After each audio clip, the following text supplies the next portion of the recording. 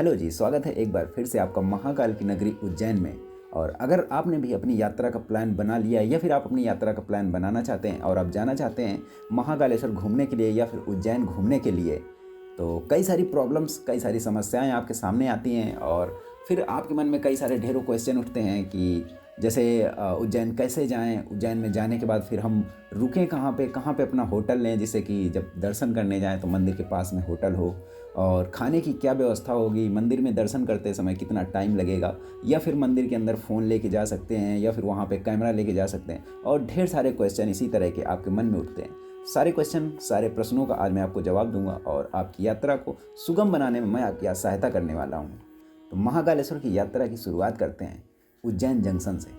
आप किसी भी देश के किसी भी कोने से आ रहे हो, कहीं से भी आप आ रहे हो, तो आपको डायरेक्ट ट्रेन आपको मिल जाएगी उज्जैन के लिए, उज्जैन जंक्शन के लिए। लेकिन अगर आपको डायरेक्ट आपको ट्रेन है वो नहीं मिलती है, तो आप कनेक्टेड ट्रेन का प्रयोग कर सकते हैं। जैसे कि आप अगर कहीं से बाहर से आ रहे हैं तो आप आके पहले दिल्ली आ सकते हैं, या फिर जो भी पास के हैं, जैसे आप इंदौर आ सकते हैं। यहाँ पे पास के जो भी रेलवे स्टेशन है वहाँ पे आप आ सकते हैं और वहाँ से फिर आप ट्रेन पकड़ के उज्जैन आ सकते हैं। लेकिन अगर आप आना चाहते हैं कहीं काफ़ी दूर से, और आप सबसे पहले अगर आपको फ़्लाइट से आना है तो आप फ़्लाइट से पहले आ जाइए इंदौर एयरपोर्ट, और वहाँ से आप ट्रेन या फिर टैक्सी या कुछ भी बस पकड़ के आप आराम से उज्जैन आ सकते हैं। अब उज्जैन जंक्शन पहुँचकर, उज्जैन के रेलवे स्टेशन में पहुँचकर फिर आप सोचते हैं कि यार अब मंदिर तक कैसे जाएँ। तो मंदिर तक जाने के लिए जब आप जैसे ही आप स्टेशन से बाहर निकलेंगे तो स्टेशन के बाहर आपको ढेर सारे ऑटो वाले मिल जाएंगे, या फिर आपको स्टेशन से ही ऑटो वाले मिल जाते हैं कि चलिए मैं आपको छोड़ देता हूँ, मंदिर के पास छोड़ देता हूँ या होटल दिला देता हूँ। ऐसे कई सारे आपको ऑटो वाले मिल जाएंगे। लेकिन आपको आना है स्टेशन से सीधे बाहर, और वहाँ पे किसी भी ऑटो वाले से आपको पूछ लेना है कि मुझे भारत माता मंदिर के पास या फिर महाकालेश्वर मंदिर के पास जाना है। तो वो आपसे हो सकता है कि बोले कि मुझे 100 रुपये चाहिए या 200 चाहिए, 150, इस तरह से वो बोलते हैं। लेकिन आप 50 रुपये में स्टेशन से ऑटो बुक करके और जो महाकालेश्वर का मंदिर है वहाँ तक आप आ सकते हैं।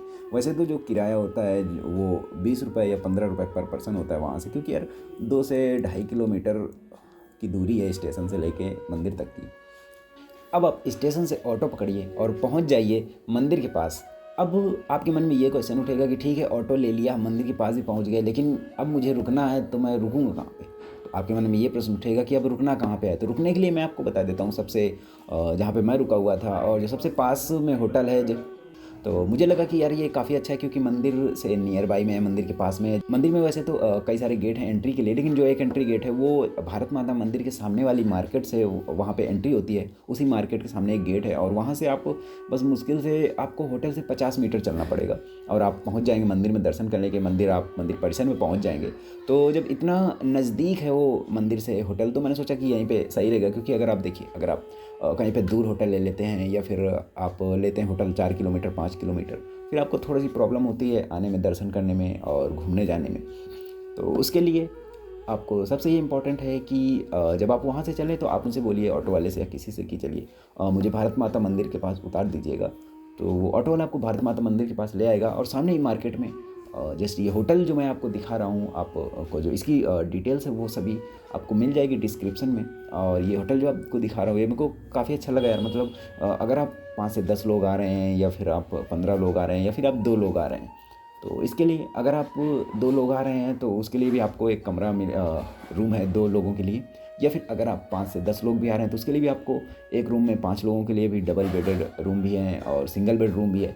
तो उसमें अगर आप 2 लोग हैं तो आप आराम से आइए, आप एक रूम लीजिए। इस रूम का जो चार्ज पड़ेगा वो आपका 1000 से 1200 रुपये तक पड़ेगा। लेकिन ये डिपेंड करता है हमेशा कि सीज़न कौन सा है, ऑफ सीज़न है या फिर पीक सीज़न है। अगर पीक सीज़न होता है तो उसमें रेट थोड़े से हाई भी हो सकते हैं, और अगर ये ऑफ सीज़न है तो उसमें रेट थोड़े से कम भी हो सकते हैं। और रूम यहाँ के काफ़ी नीट एंड क्लीन और काफ़ी अच्छे लगे मुझे।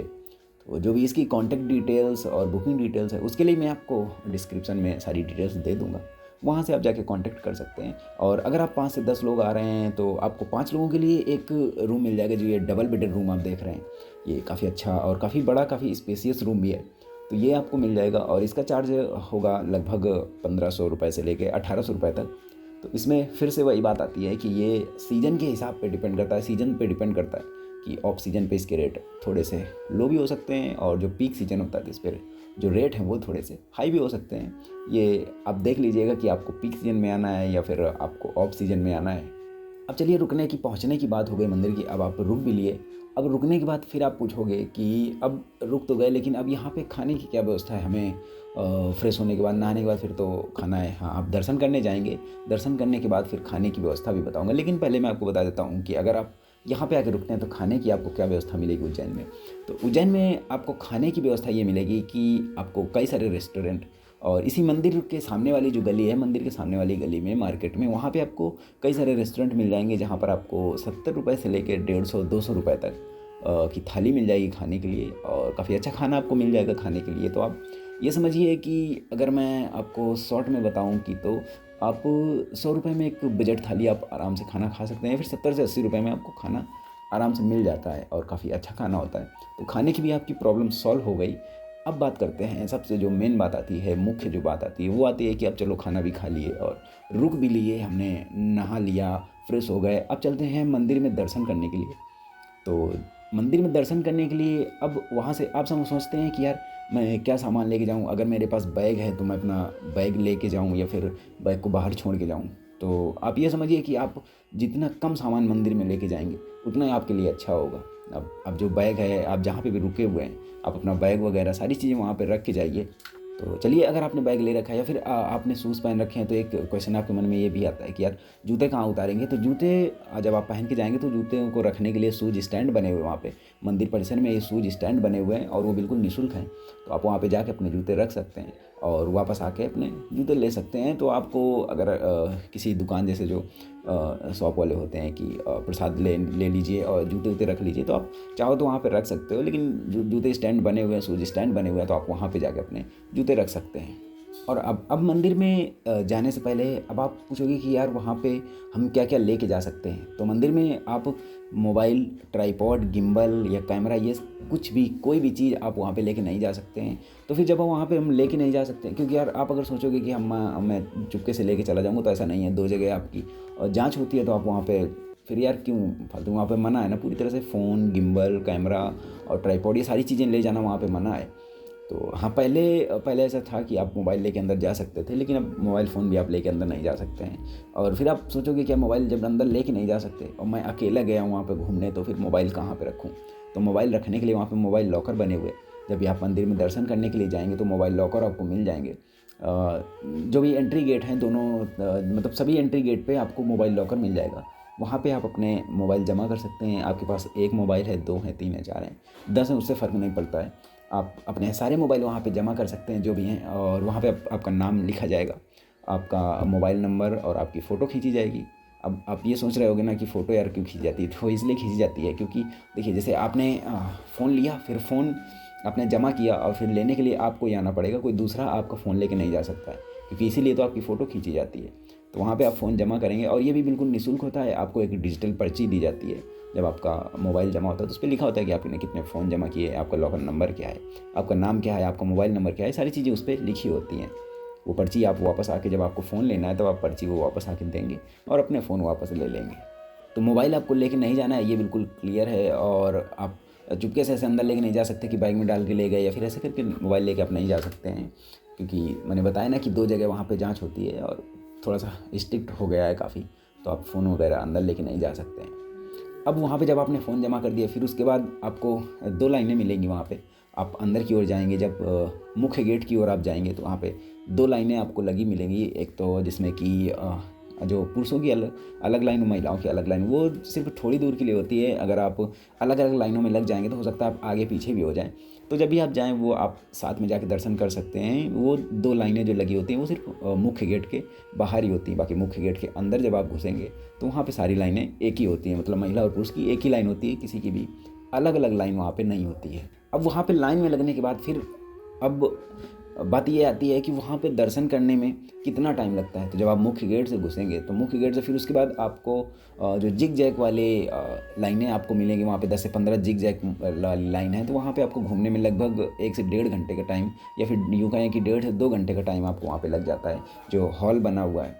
और वहाँ से मंदिर का जो मुख्य गेट है, जो मुख्य मंदिर है, वो काफ़ी दूर है। गर्भगृह जहाँ पे है वो काफ़ी दूर है वहाँ से। तो पहले आपको वहाँ पे आके घूमना पड़ता है, वहाँ पे लाइन लगानी पड़ती है। और ये भीड़ पे भी डिपेंड करता है यार, कि मतलब कितनी भीड़ है। तो भीड़ के हिसाब से भी वहाँ पे ये होता है कि टाइम आपका लगेगा।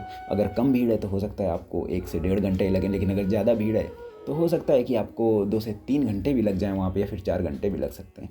तो ये तो भीड़ पे डिपेंड करता है।